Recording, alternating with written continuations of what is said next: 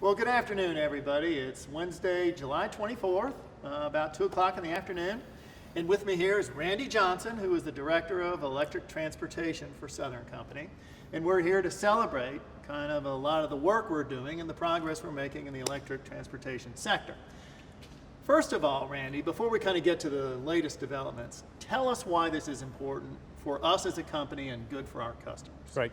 It's important because moving electric transportation supports so many things that we're doing. Obviously, we've heard about national security, we've heard about environmental concerns, but this also supports our growth initiative. Sure And the more electric vehicles we have out there, the better it is for us and the better for our customers. They save money on fuel, and it helps us as we move along with our company goes. In fact, I've been working on this energy security plan for North America. Electric transportation is a way to grow electric sales and reduce our dependence on foreign oil. And it's also economic. Right. We Perfect. can fill up an electric car at the equivalent of about what, $1 per a gallon buck, of gas? 70 cents to $1 a gallon, yes. Fantastic. So what are the latest developments that we're celebrating today? Well, today we're talking about a part that I think is very important for us continuing to move electric transportation forward. Over the last couple of years, we've been talking about getting people ready and educating them on the technology. Right. What we're seeing now is people are very comfortable with the technology. Electric vehicles just hit a little over 100,000 this past year. This past month, excuse me. And as a matter of fact, the 100,000th person was a customer of Alabama Power Company in Grand Bay, Alabama, which is outside of Mobile. So we've got that going for us. To move this to the next level, we are understanding that we need to make travel more beneficial for customers and easier for them to get back and forth to work. And that introduces the concept of workplace charging. Got it. What we have found is about 78 to 80% of the time people are at home, the other 12 to 13% work. So outside of about 6% of the time, people are either at home or We should work. reverse that ratio. Well, we should. Yeah, we should. But so the need for having workplace charging is huge, and that is the key for us going forward. And at Southern, we're announcing a workplace charging program that helps employees charge when they're at work. And we've been able to take advantage in the Atlanta area first because of the DOE EV project. We've been able to get about 50 to 60 chargers in the area at little or no cost, and that's allowed us to move our program forward. That plus Nissan has given all Southern Company employees the employee price for Nissan, and we have kind of a perfect storm for moving this along in Atlanta. We'll learn a lot in the Georgia, Atlanta area, and we can take that to our operating companies going forward. So good for our customers, good for the company, good for America. Absolutely. That's a good strike zone for us. It is.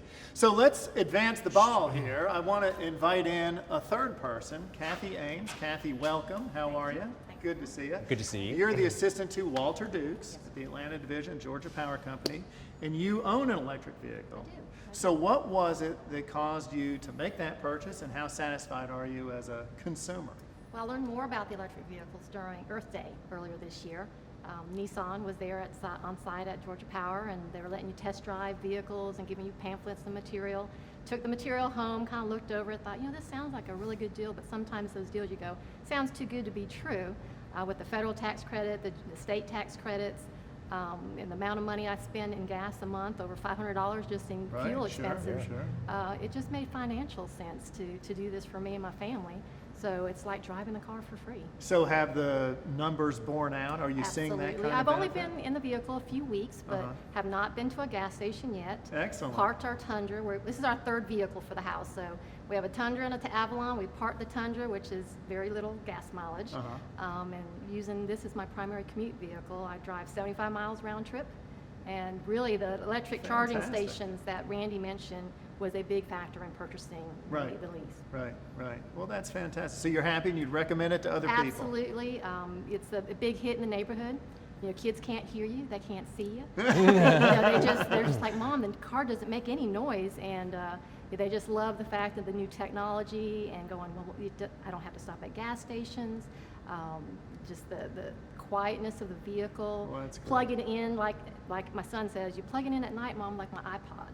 Exactly, yeah. It's a great way to test out the technology. Well, how about that? Well, folks, we have a satisfied customer here. Isn't that great? And we're after customer satisfaction.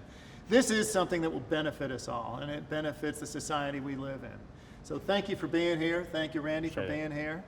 This is a great thing. Let's celebrate it. Let's encourage people to take advantage of our wonderful product. Look forward to talking with you soon. Take care.